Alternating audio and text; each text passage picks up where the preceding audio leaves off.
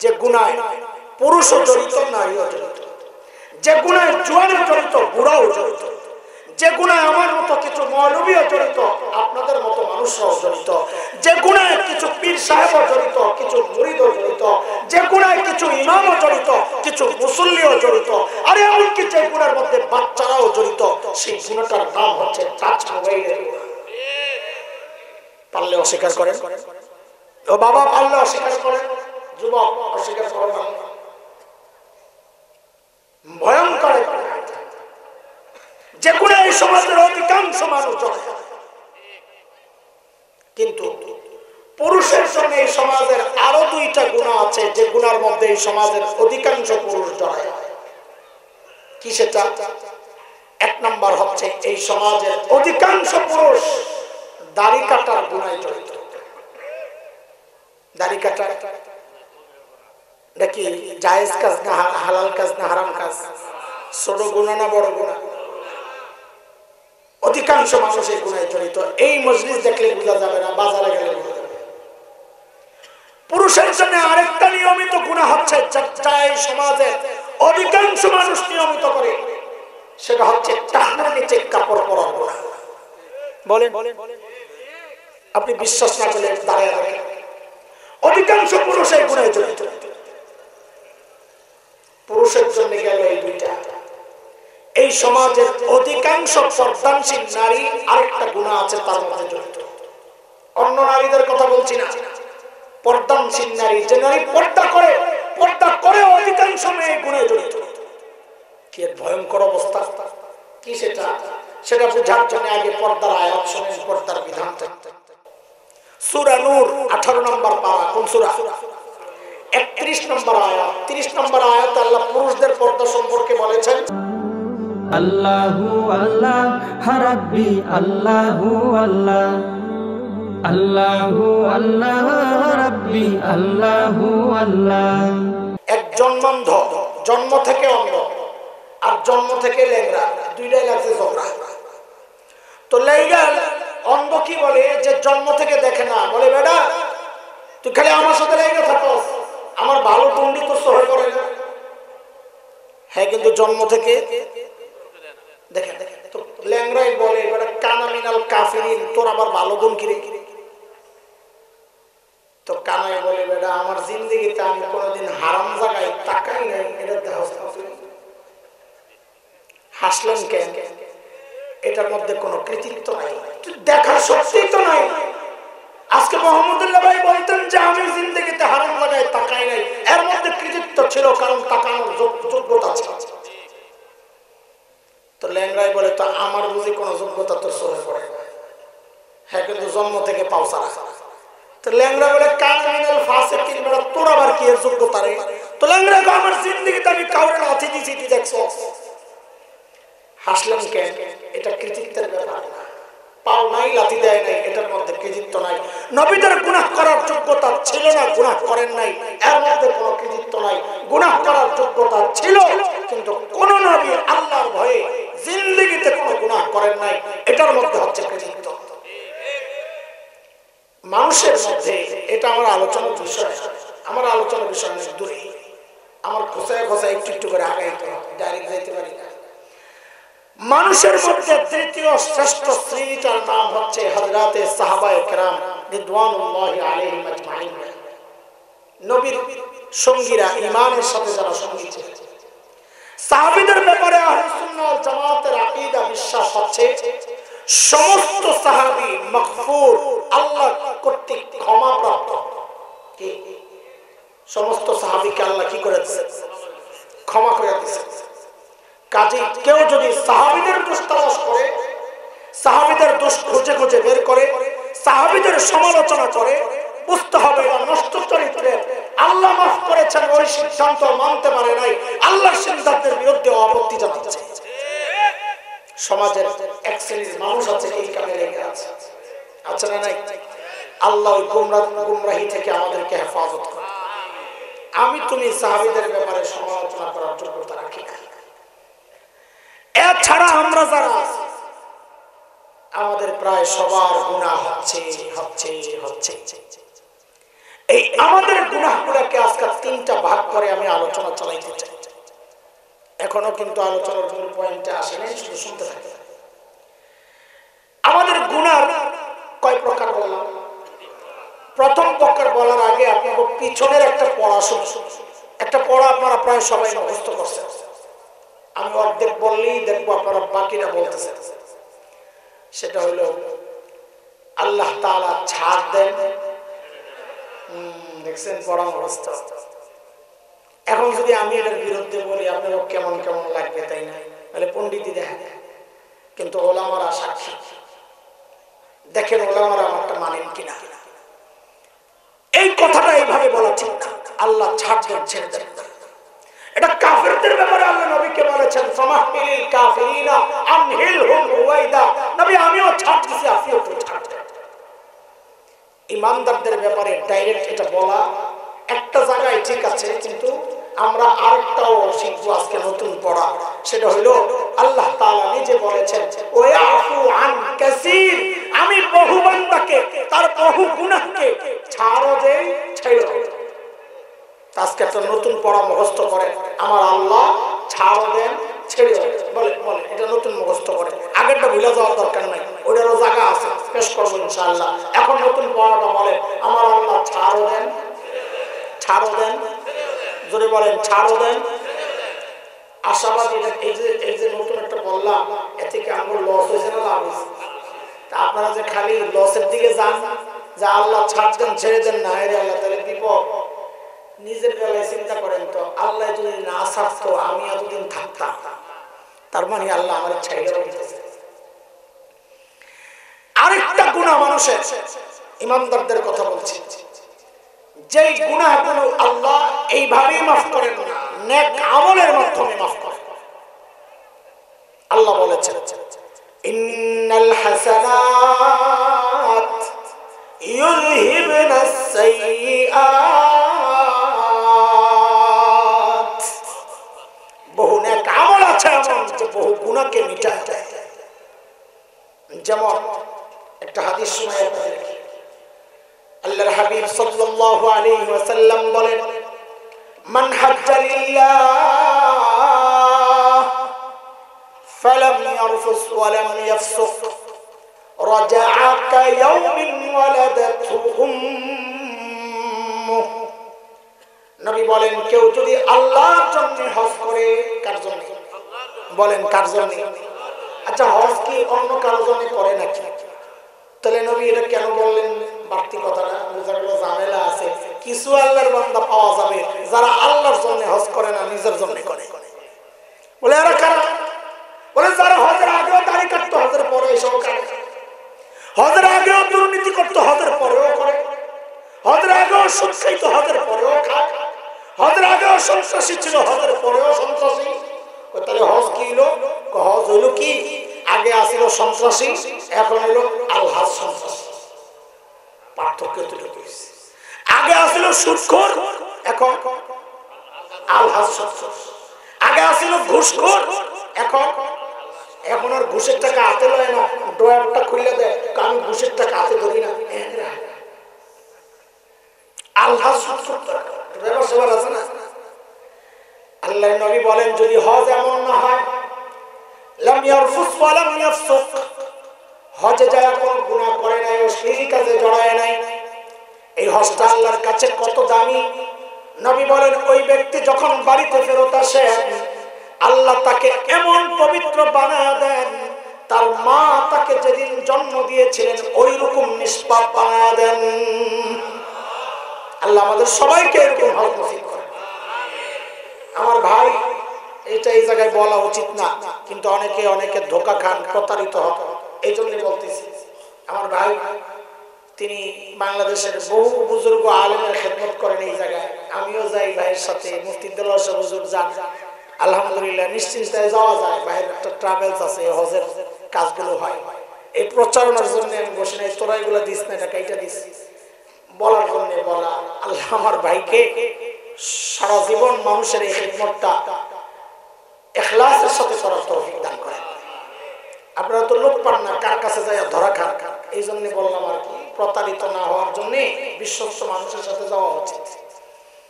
ভাই আমাদের কিছু দিবেন না পার্সেন্টেজ?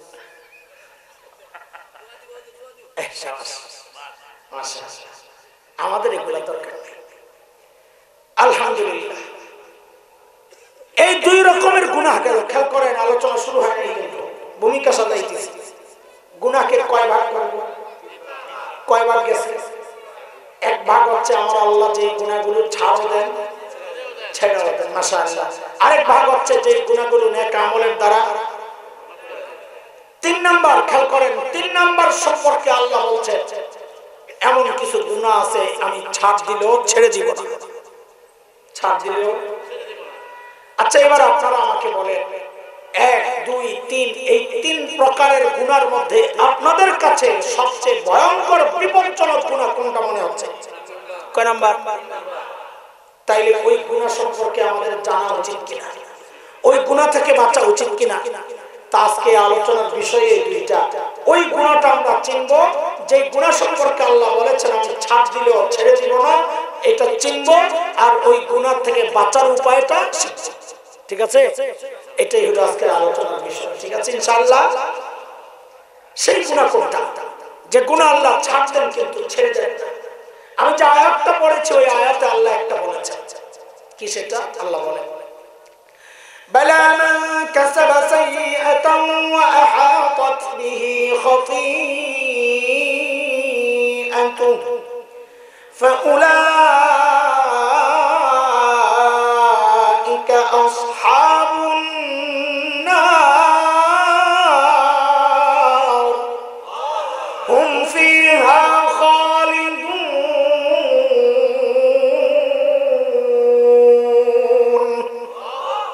আয়াতের তর্জমা করছি না, শুধু বুঝাইয়া দিচ্ছি গুনাহ কোনটা। আল্লাহ বলেন যে গুনাহে বান্দা ফেঁসে যায়, যে গুনাহ বান্দাকে ঘিরে নেয়। মুফাসসিররা বলেন যে গুনাহ বান্দা ছাড়তে পারে না, যে গুনাহ বান্দা অভ্যাস তৈরি হয়ে গেছে, নিয়মিত করে, নেশার মতো করে, ছাড়তে পারে না। সেটা আবার কোন গুনাহ? এটা আপনার জন্য একটা হইতে পারে, আমার জন্য আরেকটা হইতে পারে, ওনার জন্য আরেকটা হইতে পারে, ওনার জন্য আরেকটা হইতে পারে। কেউ আছে মিথ্যা নিয়মিত বলে, ছাড়তে পারে না। কেউ আছে সুদ নিয়মিত খায়, ছাড়তে পারে না। কেউ আছে জিনা নাউজুবিল্লাহ নিয়মিত করে, ছাড়তে পারে না। কেউ আছে মদ খায়, নিয়মিত খায়, ছাড়তে পারে না। কিন্তু আমরা সেগুলো নিয়ে আলোচনা করছি না। আমরা আলোচনা করব, আমরা এই সমাজে চলি, অধিকাংশ মানুষ এমন কিছু গুনাহ আছে যে গুনাহে জড়ায় ছাড়তে পারে না। আমরা এমন কিছু গুনাহ আলোচনা করব।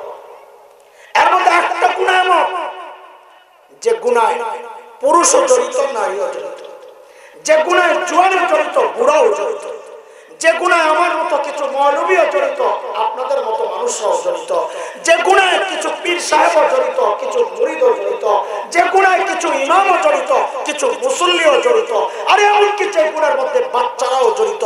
সেই গুনাহটার নাম হচ্ছে টাচ মোবাইলের গুনাহ। পারলে অস্বীকার করেন, ও বাবা পারলে অস্বীকার করেন, যুবক অস্বীকার করেন না। ভয়ঙ্কর এক গুনাহ, যে গুনাহ এই সমাজের অধিকাংশ মানুষ জড়ায়। কিন্তু পুরুষের জন্য এই সমাজের আরো দুইটা গুনাহ আছে, যে গুনার মধ্যে এই সমাজের অধিকাংশ পুরুষ জড়ায়। কি সেটা? এক নাম্বার হচ্ছে এই সমাজের অধিকাংশ পুরুষ দাড়ি কাটার গুনাহে জড়িত। দাড়ি কাটা নাকি জায়েজ কাজ না হালাল কাজ না হারাম কাজ? ছোট গুনাহ না বড় গুনাহ? অধিকাংশ মানুষ এই গুনাহে জড়িত। এই মজলিস দেখলে বোঝা যাবে না, বাজারে গেলে বোঝা যাবে। পুরুষের জন্য আরেকটা নিয়মিত গুনাহ হচ্ছে যা এই সমাজে অধিকাংশ মানুষ নিয়মিত করে, সেটা হচ্ছে টাকনোর নিচে কাপড় পরার গুনাহ। বলেন, আপনি বিশ্বাস না করলে দাঁড়িয়ে রাখেন, অধিকাংশ পুরুষ এই গুনাহে জড়িত। পুরুষের জন্য গেল এই দুইটা। এই সমাজের অধিকাংশ পর্দানশীল নারী আরেকটা গুনাহ আছে তার মধ্যে জড়িত। অন্য নারীদের কথা বলছি না, পর্দানশীল নারী, যে নারী পর্দা করে অধিকাংশ মেয়ে গুনাহে জড়িত। কি ভয়ঙ্কর অবস্থা! কি সেটা?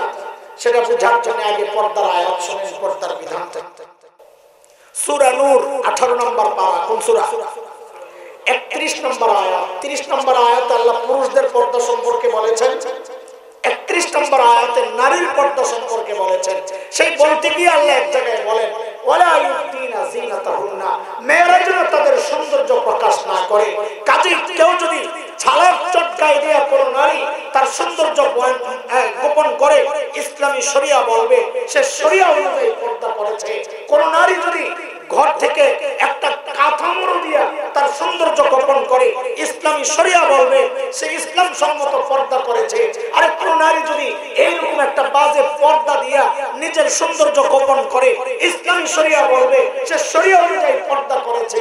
কিন্তু কোন নারী যদি ঝিকঝাক বোরকা, রং বেরঙের বোরকা, ডিজাইন করা বোরকা, টাইট ফিট বোরকা পরা পর্দা করে, ইসলামী শরিয়া বলবে না না না না, সে শরিয়া অনুযায়ী পর্দা করে নাই। কারণ শরীয়তের পর্দার উদ্দেশ্য হচ্ছে সৌন্দর্য গোপন করা। সে এই টাইপের বোরকা পরা সৌন্দর্য গোপন করে নাই, বরং সৌন্দর্যকে ওপেন করেছে। এই গুনার মধ্যে সমাজের অধিকাংশ বর্তমানশীল নারী জড়িত। বললে তো অনেকের গায়ে লাগবে, কষ্ট লাগবে, আমাদেরকে মাফ করে দিয়েন। ও মা আমাকে মাফ করে দিয়েন, ও বোন আমাকে মাফ করে দিয়েন, ও আমার কলিজার টুকরা সন্তানেরা যারা পর্দা করো আমাকে মাফ করে দিয়েন। আমাদের দায়িত্ব আপনাদেরকে জানাইয়া দেওয়া। দেখেন কয়েক বছর আগে কুমিল্লা ক্যান্টনমেন্টে একটা মেয়েকে ধর্ষণ করে হত্যা করা হয়েছিল। একটা পোলা কতদিন নাম দেখি কুমিল্লা ক্যান্টনমেন্টে মেয়েকে ধর্ষণ করে হত্যা করছিল, খুব আলোড়ন হয়েছিল। তনু সাবাস কেড়ে গেছে। আরে হুজুর তোরা কি কাম করো, সারাদিন ফেসবুকে পড়ে তো জবাব হুজুর को দেওয়ার লাগে। তুই আস্তে আস্তে করে হুজুরও চালা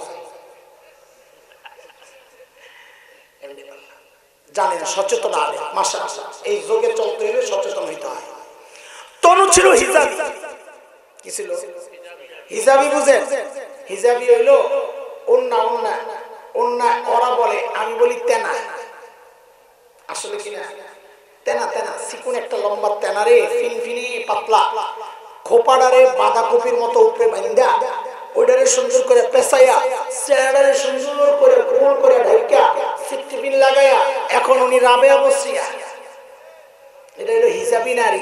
এটা হলো তনুকে যখন হত্যা করা হয় তখন কুলাঙ্গার তাসলিমা নাসরিন তার ফেসবুকে একটা লেখা দিয়েছে। কি লেখা?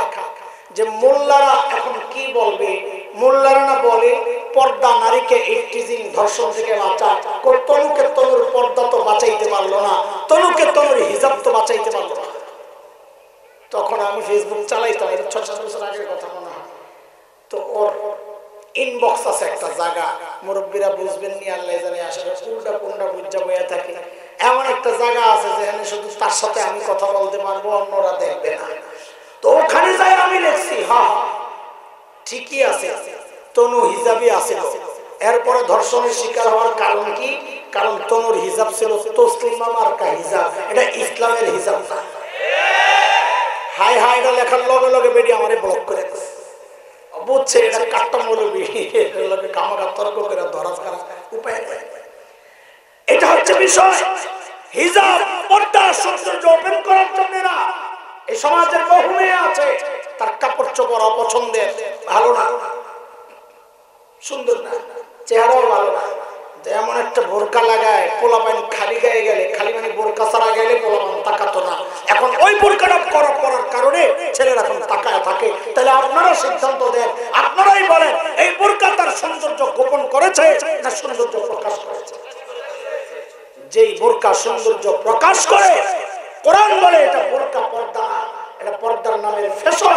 পর্দা দিয়া যে ফ্যাশন করে, বোরকা দিয়া যে ফ্যাশন করে, তার এক জ্বলন্ত প্রমাণ আমার এলাকায় আছে। বোরকার দোকানের নাম ফ্যাশন হাউস। বোরকার দোকানের নাম, বোরকার দোকানের নাম, অথচ শরীয়ত কয় বোরকা হইলো ফ্যাশনকে গোপন করার লেগে, আর ওরা বোরকারই নাম দিয়েছে ফ্যাশন। ইসলাম কিভাবে বিকৃত হচ্ছে, অথচ বহু মেয়ে জানেই না এটা। এই যে 4টা গুনাহ বললাম, টাচ মোবাইলের গুনাহ মানে চোখের গুনাহ, কানের গুনাহ, অধিকাংশ মানুষ এই গুনাহে জড়ায়। 2 দাড়ি কাটার গুনাহ, 3 টাকনোর নিচে কাপড় পরার গুনাহ, 4 মেয়েদের সৌন্দর্য ওপেন করার গুনাহ। এই চারটা গুনাহ এই সমাজের মানুষ অধিকাংশ জড়ায়া, দুঃখ আমার ওই জায়গায় না, আলোচনার বিষয় আসলে ওইটাও না, তো কোনটা? এই একটা কথা শুনে জরুরি কথা, সেটা হচ্ছে গুনাহ করা অবশ্যই অপরাধ, কিন্তু গুনাহকে গুনাহ মনে না করা এটা গুনাহ করার চেয়েও আরো মারাত্মক অপরাধ। এই যে চারটা গুনাহ বললাম না, এই সমাজের অধিকাংশ মানুষ শুধু এই গুনাহে জড়ায় আছে তা না, অধিকাংশ মানুষ এগুলার গুনাহই মনে করে না। বিশ্বাস হয় না আপনাদের? আমি একটা উদাহরণ দিই। এই যে কাছাকাছি আপনারা দুই জঙ্গল পার হইলে টাঙ্গাইলের পাগলা এমপি আছে আব্দুল লতিফ সিদ্দিকী, আসিল এমপি, তার তো সিরা বেড়ার কথাবার্তায় মনে হয় পুরাই তার না। ওই বেটা আসছিল এক মাহফিলে ওয়াজ করতে, নেতা কত এখন ওয়াজের জায়গা কোনটা? মাহফিল। বেড়ার এত কষ্ট করে সারা বছরের মেহনত দিয়ে একটা মাহফিল সাজায়, নেতারা এখানে ভাষণ দিতে, কারণ ও জানে আমি ডাক দিলে এই পাবলিক ও জানে এই সুযোগে ভালো মানুষদেরকে কিছু আসবে, ওর কাছে যাবে দুষ্ট লোক, আর দাওয়াতও দিতে হবে বড় হুজুর গানের শিল্পী। বড় হুজুরকে গানের শিল্পীরা দাওয়াত দিতে হবে, যে আয়সা উলঙ্গ নর্তকীরা উলঙ্গ ভাবে নাচবে, তাইলে মানুষ আসবে, ভালো মানুষ ওর ডাকে যাবে না, ও জানে। আর চাইলে এই জায়গায় আদর করে ফ্রিতে কিছু কথা শোনা যায় আপনাকে, তাও দেয় কোন সময় হুজুররা কি করবে? বেটা বিপদ, প্রধান বক্তার আগে দিয়ে যেন পাবলিক না যায়, আটকাইছে প্রধান বক্তার আকর্ষণ দিয়া। এই সুযোগে লম্বা বয়ান দেয়। আমাদের ঢাকার পাশে নারায়ণগঞ্জ পড়ছে এক এমপি সাহেব ছিল, ওই বেচারার কমপক্ষে 1.5 ঘন্টা লাগতো হের ওয়াজ শেষ করতে। কতক্ষণ? কমপক্ষে কইলাম আমি একবার 2.5 ঘন্টা পাইছিলাম। আমারে দিছে 1:30টার সময় বয়ান, কথা ছিল 11টায়। যাইয়া ঘুম দিছি, ঘুমের থেকে উঠতে কই কি অবস্থা, হুজুর বয়ান শেষ হয়ে আর চিন্তা করে ওই আল্লাহর বান্দা যাইয়া ওয়াজের এই হুজুরের যাইয়া চেয়ারে বসছে, যাইয়া বয়ান দিতেছে। কি খেয়াল করেন, গুনারে গুনাহ মনে করে না, তার প্রমাণ দিচ্ছে। তিনি বয়ানে বলতেছেন, হুজুর আপনারা যে দোয়া করেন না, আমি কিন্তু আমিন বলি না। আমি তো চিন্তা করতেছি কি রে, আমিন কি জন্য কয় না? হুজুরের উপর মনে আস্থা ভরসা নাই এই জন্য। দেখ কারণ ওইটাও কয় না। কারণ কি বলে, আপনার বাচ্চাদেরকে সেখানে গুনাহ করলে আল্লাহর কাছে মাফ চাইতে, এই জন্য আমি আমিন কই না। কারণ এমনি বুকের মধ্যে থাপড়ায় আর কয়, কারণ আমার জীবনে আমি কোনো পাপ করি নাই, দাড়ি কাটতে বেড়াই জীবনে বলে পাপ করে নাই। এইটাই তো আমার উদাহরণ হয়ে গেছে। মানুষ গুনাহ করে অথচ গুনারে গুনাহ মনে করে, দাড়ি নাই, হ্যাঁ আমার জীবনে কোনো পাপ কি করছে কি? এটা হচ্ছে আমার জন্য বড় সমস্যা। এই দোস্ত খেয়াল করেন, গুনাহ করা অপরাধ, কিন্তু গুনাহকে গুনাহ মনে না করা তার চেয়ে আরো মারাত্মক অপরাধ। কেন? এই কেনটা শুনে, এটাই আজকের মূল পয়েন্ট। কেন আপনাকে কষ্ট লাগেনি? আবার তাড়াতাড়ি দোয়া দেব, আচ্ছা কইলে তো আমার জন্য সুবিধা হয়। কত আর ভালো লাগে কোন জুমা পড়াইয়া চলছে একটা, এমন না কালকে ঘুমাই আসছিলাম, কালকেও তো চলছে একটা, প্রতিদিনই চলতেছে। ঠিক আছে, আগামীকালও চলবে, আল্লাহ যদি বাঁচায় রাখে ইনশাআল্লাহ। শয়তানকে আল্লাহ যখন তাড়াইয়া দিয়েছিলেন, শয়তান কিন্তু আল্লাহর কাছ থেকে কিছু মঞ্জুর করায় আনছিল, জানেন তো না?